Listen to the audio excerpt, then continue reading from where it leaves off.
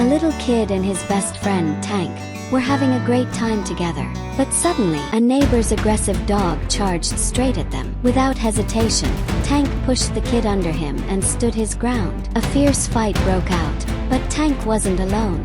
His best friend, a pit bull, rushed in to help. Together, they held off the attack until help arrived. Tank protected his little human until the owners arrived. What a true hero. Dogs aren't just pets, they're family. Smash that like button and subscribe for more amazing stories.